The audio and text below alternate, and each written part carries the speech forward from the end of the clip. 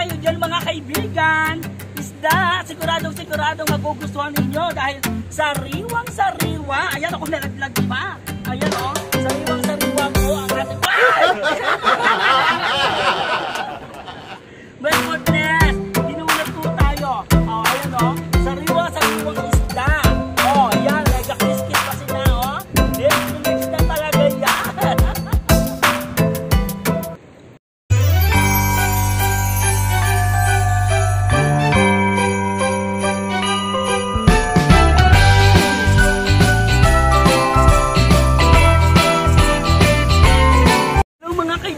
Narito po tayo ngayon sa Barangay San Diego. At ngayon po ay meron po tayong pupuntahan na napakaganda po doon sa parking dito kadumi po iyon.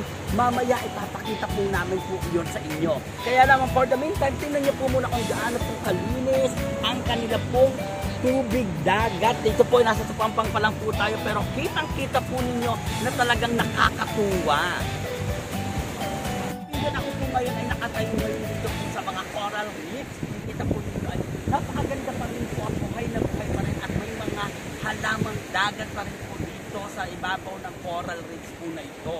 Napatunay lamang na sila ay patunay na malusog, masigla at buhay na buhay. Ayan. Tingnan nyo po ang dagat po dito. Lotay po ngayon. Kaya nakikita po natin ang mga coral reefs nila dito. Pero sa totoo, kapag halimbawa po ay high tide, nako, malabong makita nyo at-ataas po na tubig po dito. Ano po? Ayan o, makikita ninyo po itong mga ito o. Ayan. Mga bato-bato at ilang mga coral reefs sa makikita ninyo dito na kinakapitan na ng mga green algae.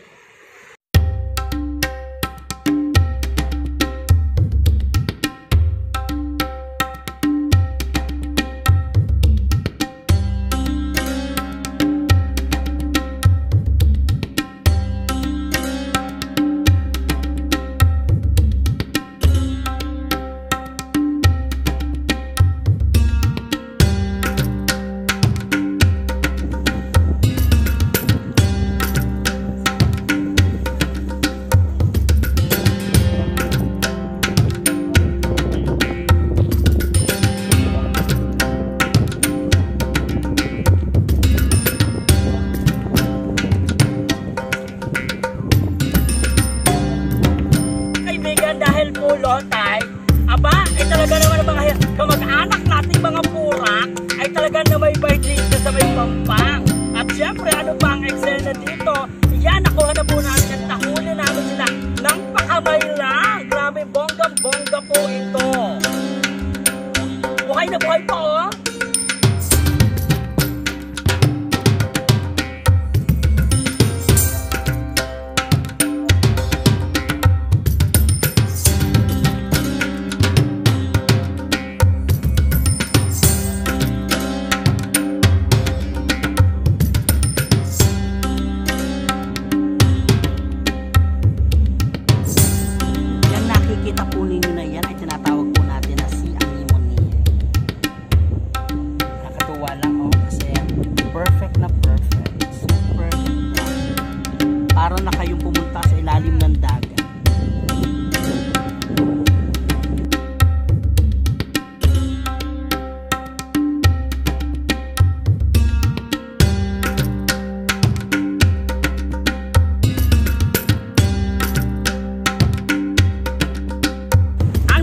Po ninyo ay lato. Alam niyo po ba na napakasarap po nito at lalong-lalo na mayaman po ito sa iodine. Kaya kung ikaw ay may goiter, kailangan na kailangan mo ang mga katulad na pagkain ganito.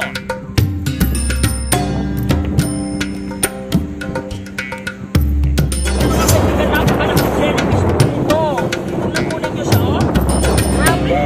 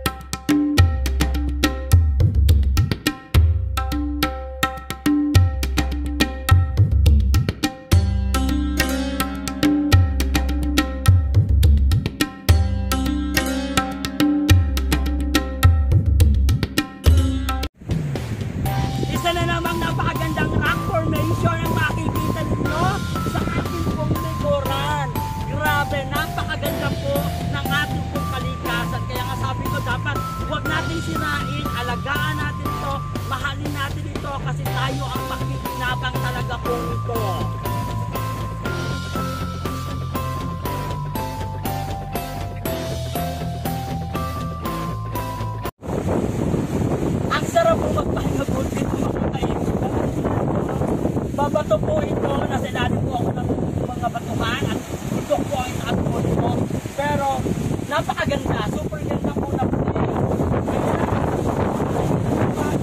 May goodness, ito napakasarap. Yung meron pong along humahampas. At talaga naman, last time na nagpunta ako dito, hindi ako nakatawid sa kabila kasi sobrang lakas po ng alon. Nahirapan ako talaga at natakot talaga ako. Pero ngayon, dahil noon ay siguro naman makakatawid ako doon. Hindi mga kaibigan, talaga namang makapigil hindi nga. Anyway, mababaw naman kasi puro ba to? Kaya nakakatakot, syempre talagsag ako doon.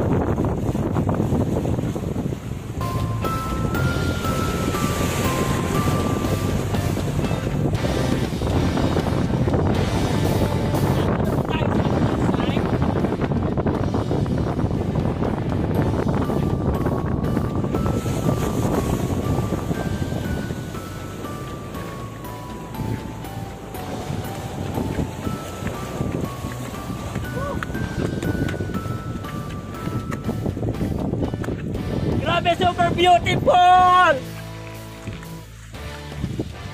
Mga kaibigan, very beautiful ang place po na ito. Tingnan naman ninyo. Okay kaibigan, ayan mo nga yan. Sige. Yung rock formation na nandiyan dyan sa itaas. Nakakatuwa po puntahan po dito kasi biruin ninyo, this is the first time nakarating po ako dito. Ayan o, kung makikita ninyo, ito po ay tabing dagat pa rin, kaya nga lamang, siyempre, ayan, bundok po ito. At tanging mga hampas lamang ng mga alon ang makikita po ninyo dito sa bahaging ito.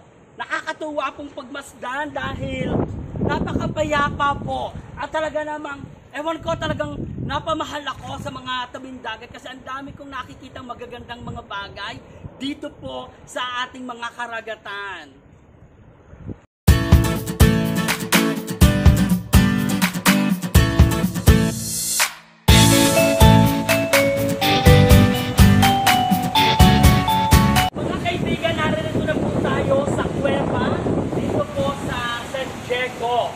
Batangas. Nakakatuwa po kasi kung makikita nyo po dito, makikita po kayo ng mga, ayan kung makikita po ninyo, ito po ay kuweba. At ang kuweba ay hanggang doon po sa doon po na yun. Nakakatakot lang kaya hindi na tayo makakasok po diretso po doon.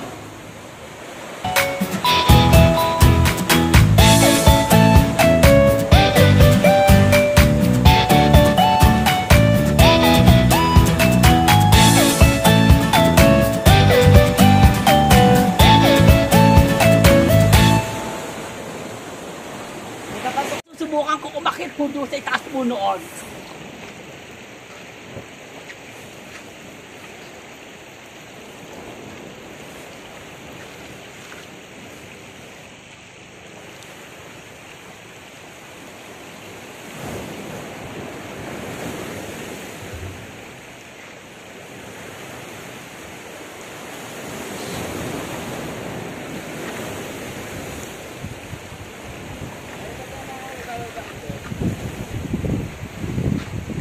Grabe!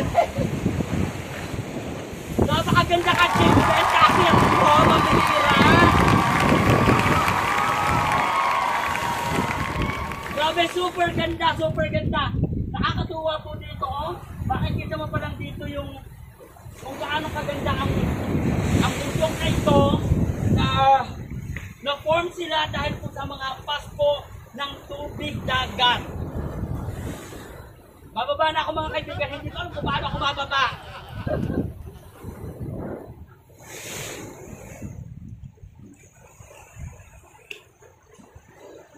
Yan ako, paano kaya ako bababa?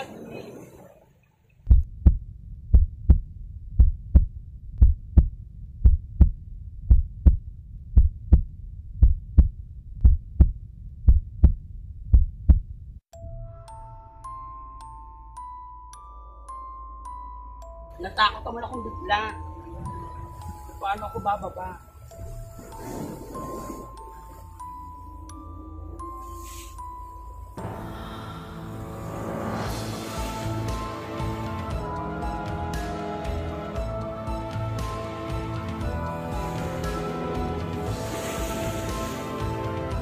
Mga kaibigan, natatakot ako. Hindi ko alam kung paano ako bababa.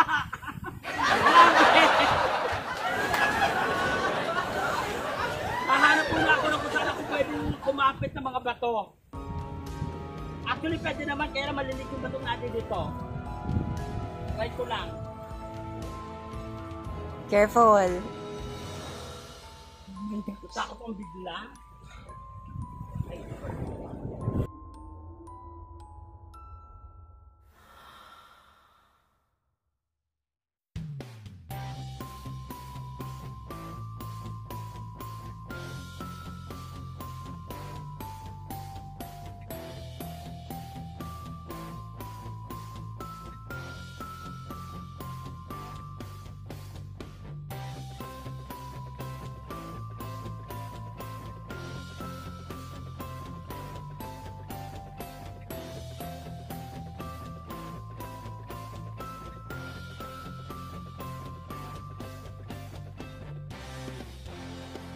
Kung bago ka pa lang sa aking channel, huwag kalimutan i-click ang red button at syempre naman ang notification bell para laging updated ka sa aking mga videos. At ganoon din i-like and share para lagi tayong masaya.